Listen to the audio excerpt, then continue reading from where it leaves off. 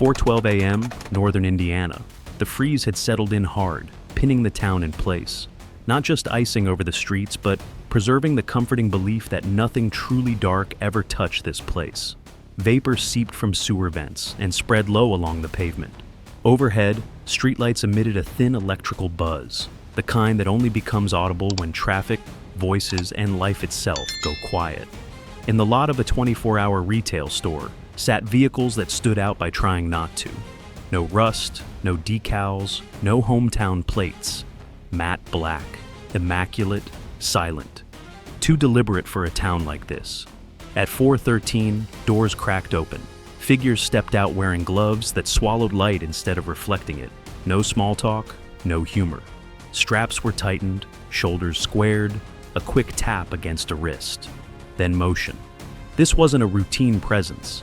It was a mechanism engaging. At that same second, far beyond Indiana's borders, synchronized clocks expired across the Midwest. Minnesota, Wisconsin, Illinois, Iowa, Michigan, Ohio, city blocks, farm roads, factory corridors, residential streets still asleep. Hundreds of locations activated in unison. No sirens, no announcements.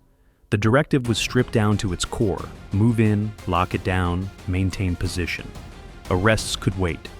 Control could not.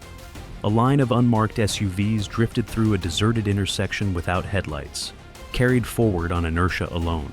Inside, FBI and ICE personnel were deliberately interwoven, so no single team could see the entire operation unfold. 2 miles away, concealed behind a weathered sign advertising HVAC service, a mobile command unit powered up.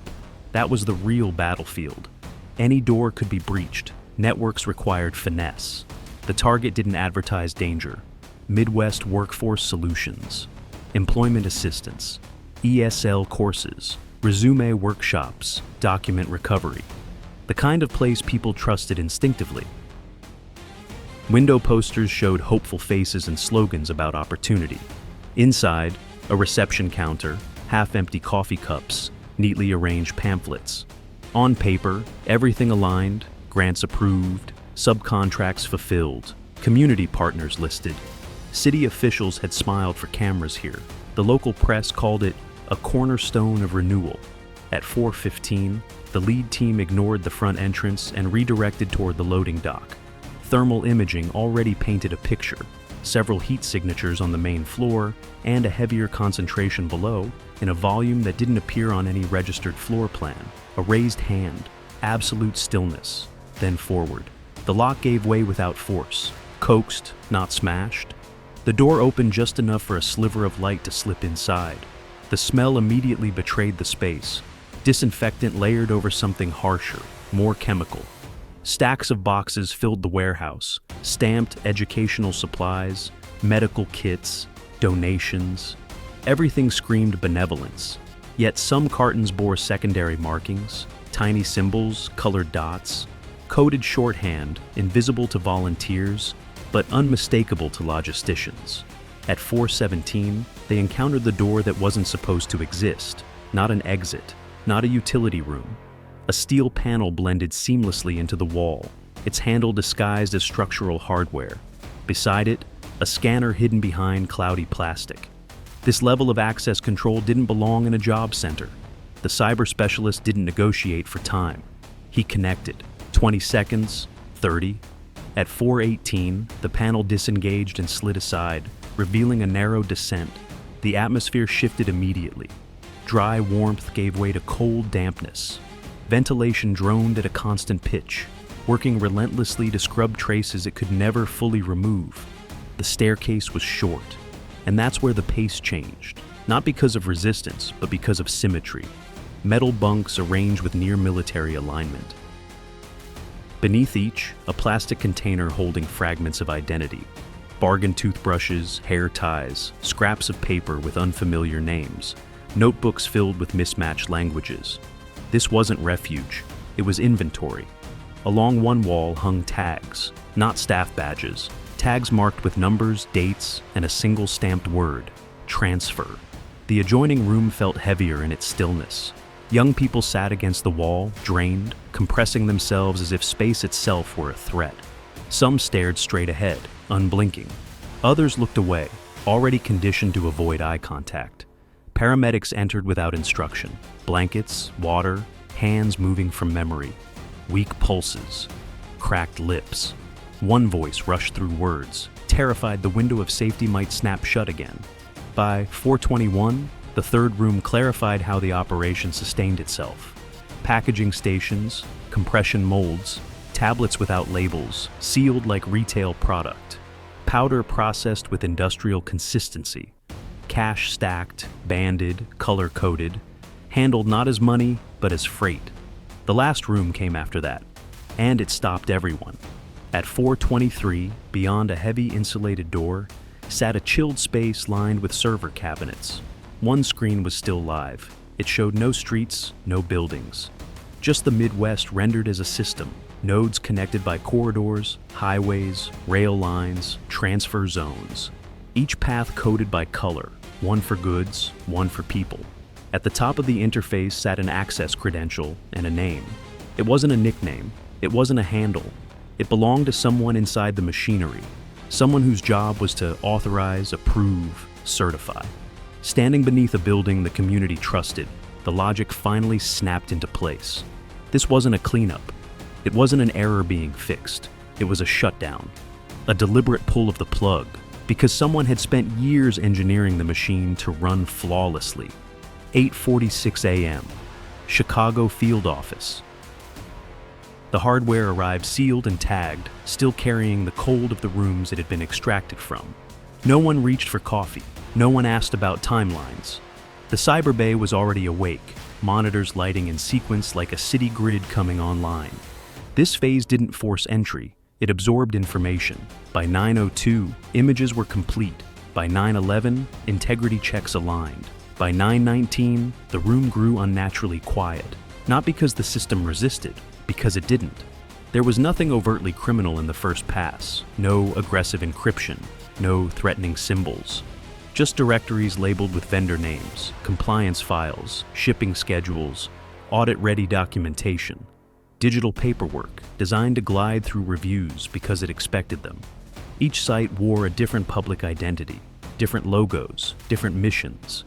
But beneath the surface, the structures matched perfectly. Identical file hierarchies, identical timing, identical phrasing buried in metadata.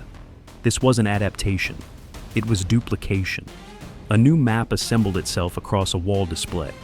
Not the same one seen underground. This version ran deeper. It revealed clusters repeating across state borders, employment centers, medical clinics, non-profits, distribution hubs. A branded absence. Every location fed two flows, one physical, one financial. The physical moved along predictable arteries. Interstates, rail spurs, handoff points selected because they sat just outside normal enforcement rhythms. The financial stream was cleaner. Grants, service agreements, education allocations, transportation reimbursements. Money that entered with signatures and exited as approved expenses. At 9:37, an analyst isolated the authorization trail. The same identifier surfaced again and again, sometimes directly, sometimes through delegated authority.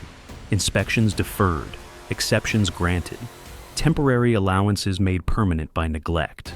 This wasn't payoff-driven. There were no suspicious transfers, no threatening calls. The system wasn't being bent. It was being authored. Not long after 10, reports began arriving from the field. Milwaukee, Des Moines, Toledo, Duluth. Each update followed the same pattern. Legitimate exterior, concealed infrastructure, precision below. In one city, a supplement manufacturer turned out to be a tablet press operating non-stop. Workers convinced they were packaging vitamins. In another, a residential youth program concealed a sealed wing, its walls taped with schedules, dates, initials, destinations. An Ohio catering warehouse hid a recessed ramp engineered to keep transfers out of view of cameras meant for forklifts, not people. By late morning, the scope stopped expanding and started compressing. Financial trails converged on the same 17 intermediaries, each named to sound forgettable. logistics advisors, curriculum vendors, fleet managers, food suppliers. None produced measurable output. All moved money flawlessly. From there, funds split into layers: offshore processors, privacy assets, wallets rotated with calendar precision. A structure built on the assumption of scrutiny, designed to endure it. At 11:22, a systems engineer flagged a directory labeled Oversight. It shouldn't have been there. Inside were mirrored calendars, scraped public records, alert triggers, inspection timelines, permit hearings, budget reviews. The network hadn't been dodging law enforcement. It had been tracking it. When an inspection appeared, routes adjusted. When auditors were named, inventory thinned. When warrants were whispered, the system went dark days ahead of time. Someone finally voiced the conclusion the room had already reached. This wasn't avoidance. It was forecasting.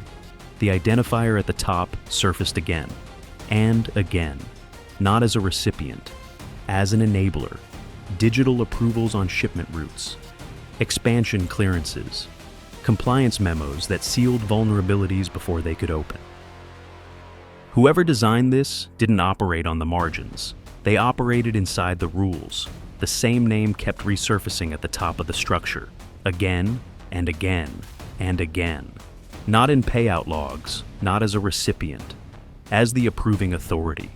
Digital sign-offs on transport clearances, expansion requests, compliance memos written to seal vulnerabilities before anyone noticed they existed. A professional history built on the language of safeguards, on public commitments to vulnerable communities, on lectures about accountability and standards. A resume clean enough to be used as training material. The signature wasn't concealed. It was routine. By midday, another reality set in. The Midwest wasn't the boundary. It was the prototype. References branched outward. Duplicate frameworks staged in neighboring regions, flagged as inactive or pending, like storefronts waiting for a grand opening. The network wasn't designed for permanence. It was engineered for replication. At 12:41 p.m., Command issued a single directive. Phase 2 would not roll in waves. It would hit everywhere at once. The objective wasn't prosecution. It was severance. Remove the arteries simultaneously and let whatever depended on them collapse on its own. Across the operations floor, markers shifted color as warrants cleared and units repositioned. Air assets reassigned, financial holds queued, border counterparts notified. The network had spent years learning the rhythms of government response. Now the response was about to abandon rhythm altogether. Somewhere beneath a building, with cheerful signage and a donation slot bolted beside the door, a process that had functioned flawlessly for years encountered a variable it had never accounted for. 5:30 a.m. day 2. The wall inside the Chicago Command Center burned red. Not warning lights, indicators. Dozens at first, then scores as live feeds synchronized. Minnesota, Wisconsin, Illinois, Iowa, Michigan, Ohio, industrial districts. Suburban office rows, rural properties no one had questioned in decades. Each indicator marked a node already mapped, already cloned, already understood. Discovery was over. Execution had begun. The order moved without ceremony. No countdown, no speeches, just a coordinated shift across hundreds of teams. Highway access narrowed quietly. Rail connections were shut under routine maintenance notices. Airspace constricted along corridors invisible to anyone who didn't monitor flight paths for a living. Financial institutions received freeze orders tied to accounts that looked harmless in isolation and catastrophic when linked. On the ground, entries happened almost in unison. In Wisconsin, a regional logistics facility opened onto a transfer floor still warm with recent activity. Tire impressions hadn't faded. Clipboards sat abandoned mid-task. A whiteboard listed times in columns, handoffs, not destinations. In Iowa, a nonprofit office evacuated staff in under 2 minutes once the first warrant propagated. But the basement lagged. Investigators recovered binders sealed in plastic, sorted by week, each holding travel documents mismatched to the names they carried. The network gave itself away by moving. The moment seizures hit the system, contingency routes activated. Vans departed early. Trucks adjusted schedules by minutes, not hours.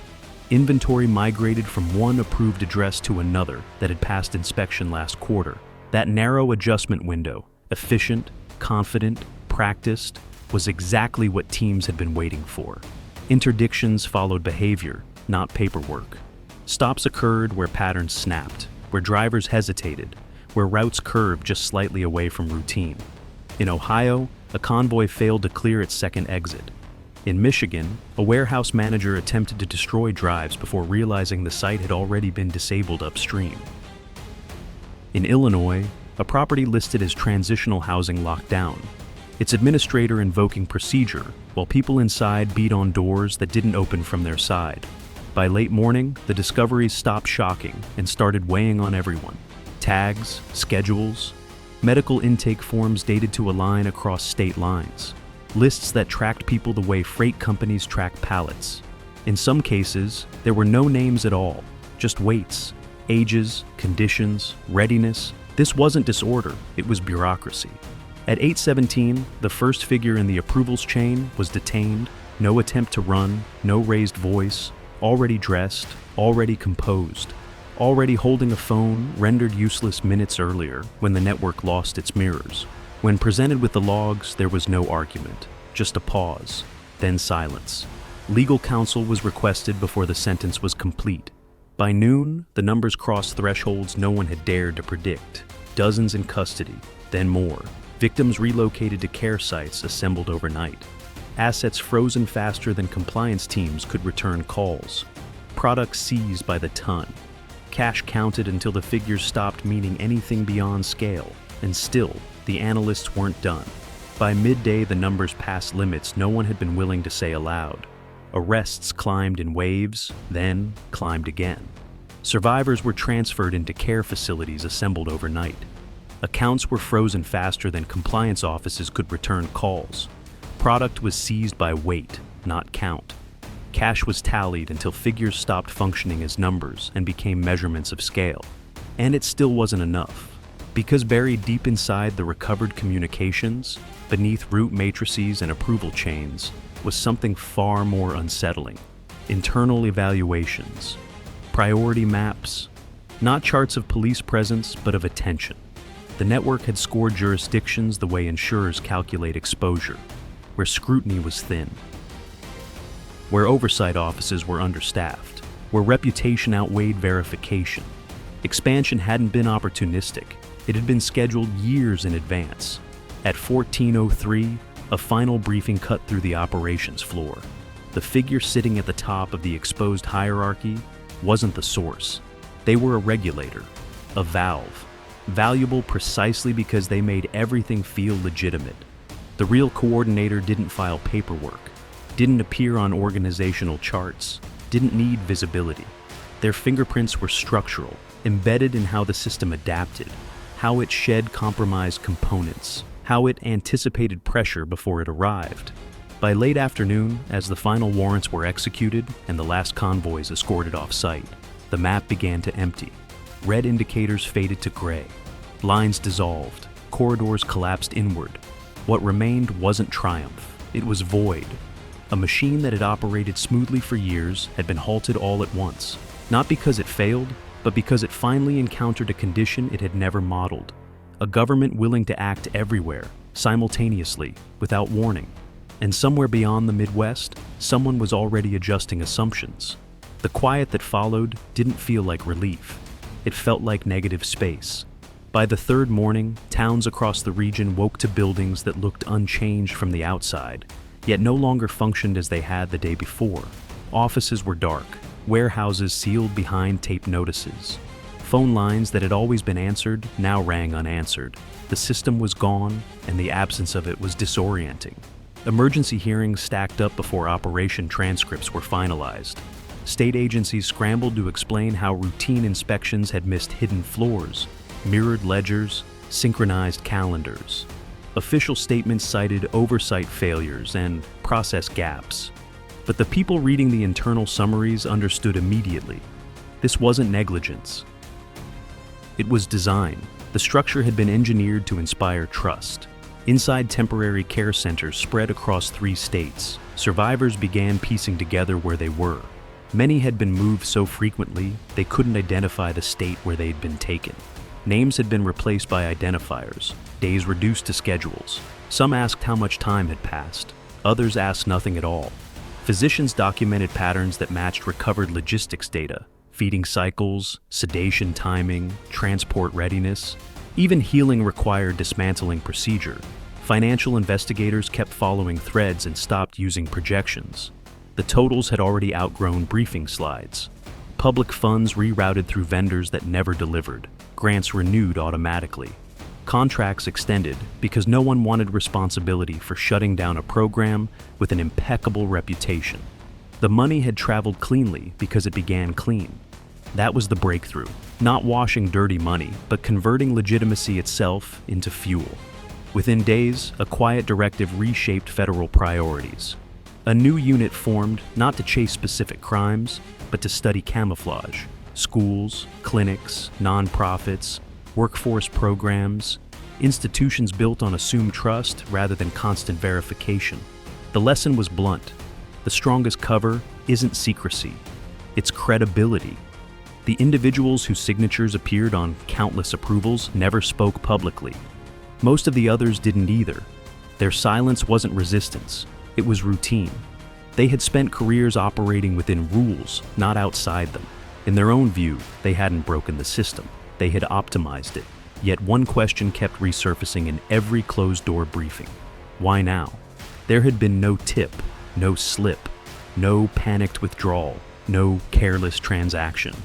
What ultimately revealed the network wasn't violence or greed. It was expansion. New regions, new nodes, new layers of insulation. Growth required one approval too many, one replication beyond tolerance, one pattern repeated often enough to be seen. The system had scaled past invisibility. In the weeks that followed, analysts kept pulling threads, and in the deepest layers of recovered data, beneath dashboards and routing logic, were references that didn't resolve. Design notes written in a voice unlike anyone in custody. Decisions framed not in operational terms, but structural ones. Observations about how trust is manufactured, how reputations are shielded, how oversight can be redirected without confrontation. The architect was never named, only outlined. Someone who understood not just crime, but institutions. Someone who didn't need to move goods or people. Someone who designed environments where others did it automatically. The Midwest operation ended. The harm was real. The rescues were real. The arrests were real. But the final conclusion, buried deep inside an after-action report, was colder than any headline. This wasn't a cartel issue. It wasn't a corruption issue. It was an architectural failure. Because when a system can be weaponized simply by following its own rules, the true danger isn't those who exploit it. It's how long everyone else believes it never could be.